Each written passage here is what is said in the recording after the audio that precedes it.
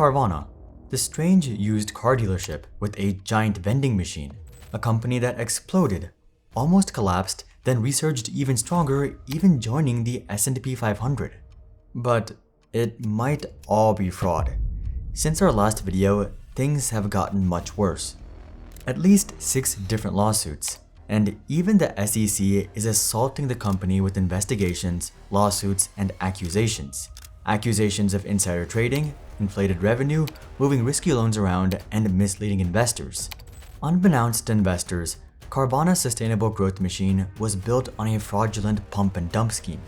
Carvana might just be one giant scheme to enrich these two men at everyone's expense.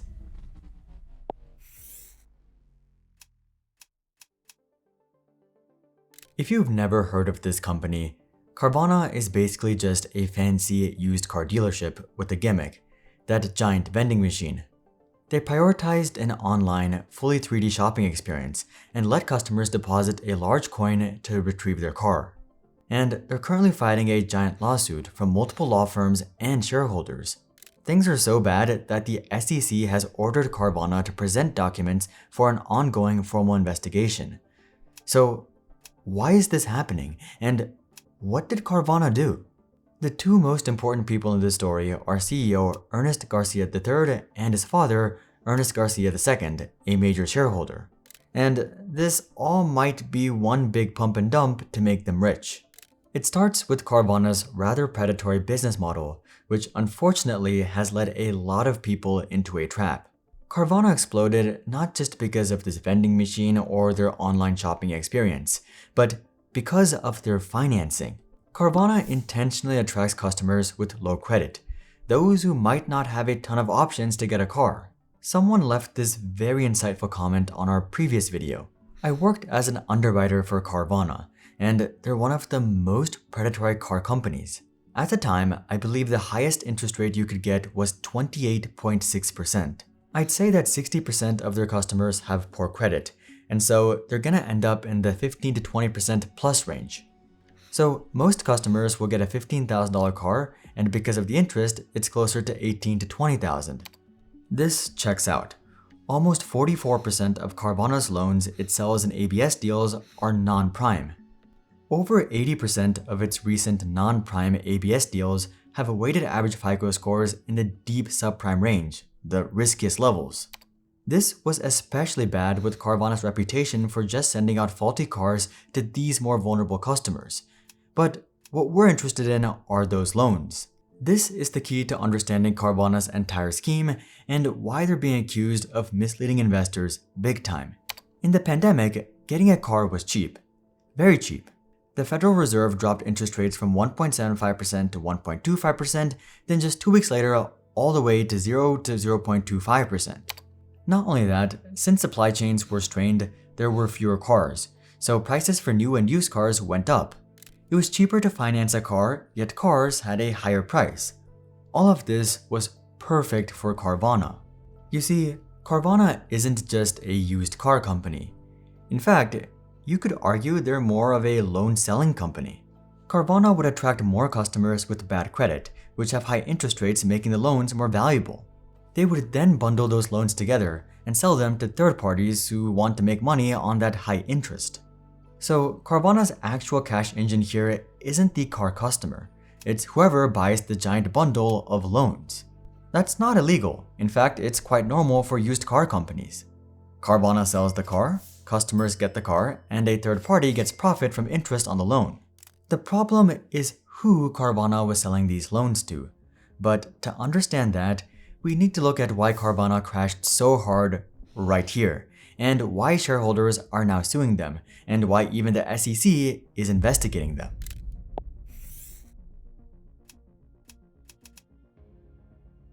As you might have guessed, that pandemic boom didn't last forever. Carvana's stock price began to plummet from $337 in July 2021 all the way to $4.70 in December the following year, a 98% drop. Yeah, used cars began to drop in price as the world opened up. Prices went down and financing cars got much more expensive. But Carvana, to keep up with demand, had bought a lot of used cars at a high price.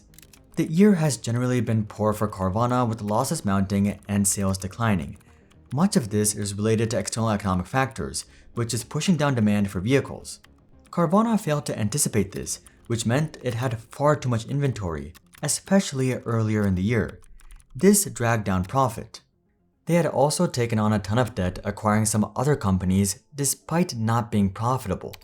Carvana was now on the verge of bankruptcy, and this was particularly bad because Carvana was way overvalued.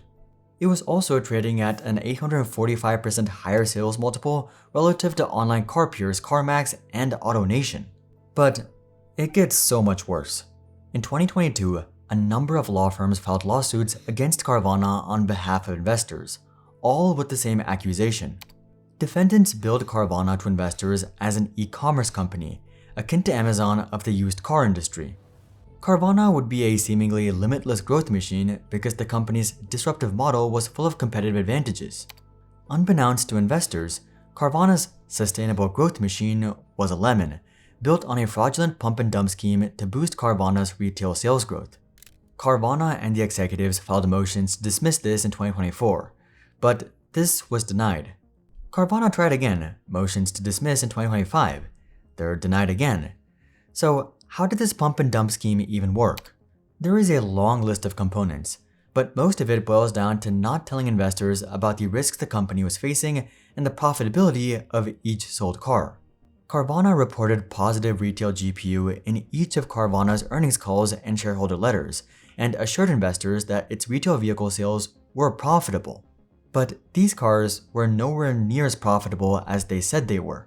Carvana's actual per-vehicle profitability, or lack thereof, by excluding certain per-vehicle operations expenses from its calculation of retail GPU, and not disclosing or quantifying these excluded costs separately so investors could decipher Carvana's unit economics of retail sales on their own. Carvana intentionally hid the full cost of selling cars: material costs, shipping cost, title, and registration costs. Which, by the way, is an entirely different scandal, where Carvana just wouldn't register sold cars, leaving customers stuck with temporary license plates for months or even a year. Another big part of this big lawsuit.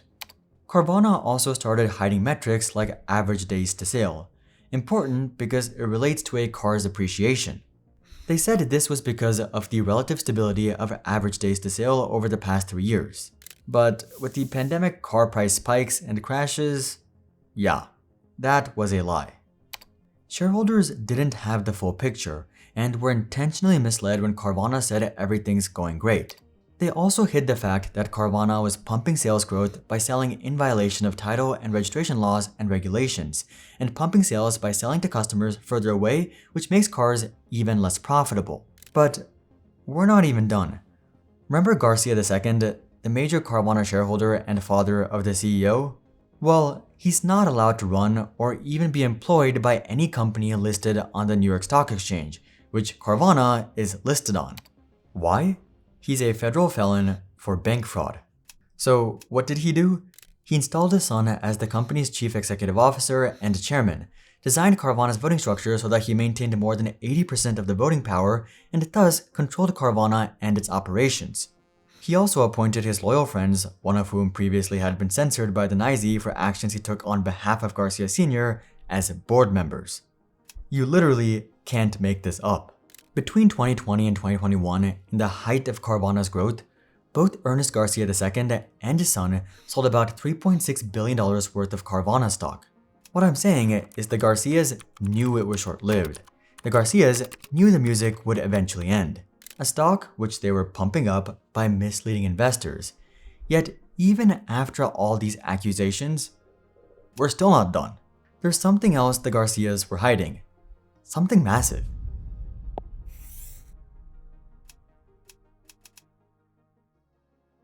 There are heaps of these crazy busy stories out there, many you might never hear about, and they have lots to teach us. We cover stories like these every week. If you like the sound of that, please subscribe so you don't miss an upload. On January 2nd, 2025, Hindenburg Research published a very thorough, detailed expose titled Carvana, a father-son accounting grift for the ages. They found that in the 9 months of 2024, Carvana sold $6.15 billion in loans for a gain of $541 million, a metric representing 2.2x net income in the period. Not all of this is suspected to be fraud, but $800 million of it was from an unrelated third party. It is highly suspected that Carvana sold these loans to a company called Cerberus. Their chairman is Dan Quayle, one of Carvana's directors. Why does this matter? Well, for one, this makes that unrelated third party very much related, and under SEC rules, this has to be disclosed.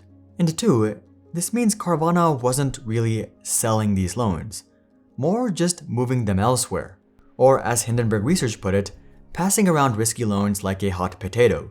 But it's not just loans. Over the last 3 fiscal years, Carvana has generated $105 million in revenue from selling cars wholesale to DriveTime. DriveTime is another used car dealership and finance company. And who runs this company? Ernest Garcia II. That's right. Ernest Garcia III also founded Carvana originally as a DriveTime subsidiary before spinning it off as its own company. A former Carvana leader confirmed that warranty reimbursements from related party DriveTime were pretty generous back to Carvana as a way of showing better revenue to public investors. As a related party, we're able to kind of have an agreement that is favorable to pull as much of that profit forward. Selling cars to DriveTime is a lever that's not talked about. It's kind of like Fight Club. There are certain things we don't talk about, and we don't talk about DriveTime. Feels like there should be a movie about Carvana like The Big Short or The Wolf of Wall Street. It was around this time that Carvana stock had climbed back up, which was good for the Garcias. In July 2023, after the crash, Garcia III bought back $126 million in shares. The very next day, Carvana announced the best quarter in company history. Then, when it began to climb for a second time, Ernest Garcia II sold an additional $1.4 billion in Carvana stock. Is Carvana just one big giant pump and dump? Well, it sure seems that way, and now things have gone beyond just lawsuits. In June 2025, the SEC issued a formal subpoena to Carvana. That means the SEC is compelling Carvana to present documents relating to Hindenburg's claims. Speaking of documents, let's check in on the other lawsuit. The plaintiffs are also attempting to get documents from Carvana, namely 112,889 emails from a specific point in time. But Carvana failed to provide 90% of these. The plaintiff's attorney argued that, "We were concerned that defendants might rig this process in a way that was set up to fail, believing the defense team has refused to use the proper search terms required to find specific documents." Carvana seemed to be intentionally unhelpful in providing these by using searches to bury the more incriminating documents.